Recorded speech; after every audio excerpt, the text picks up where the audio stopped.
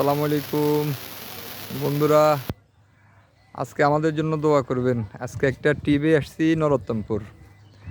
আসার পরে বড় এক গ্যাঞ্জাম যাত্রীর সাথে, গাড়ি ঢুকে না, তারপরে ওই কাঁচা রোডটা দিয়ে গাড়ি ঢুকে দিছে। এখন তারপর আমরা গাড়ি ঢুকাইছি, ঢুকার পরে এই যে দেখেন একটা ব্রিজ, এই ব্রিজে দিয়ে গাড়ি উঠে না, ঠিক আছে। তারপরে আমাদের সাথে চিল্লি গাড়ি রোডে দিয়ে চলবো, গাড়ি ফানে দিয়ে চলবো, তোমার সমস্যা কি? গাড়ি ব্যাংলে কি হে ঠিক করে দিব, গাড়ি বেজলে কি হে ঠিক করে দিব? এই যে রোডের অবস্থা, এই পুরোটা রোডের এই অবস্থা।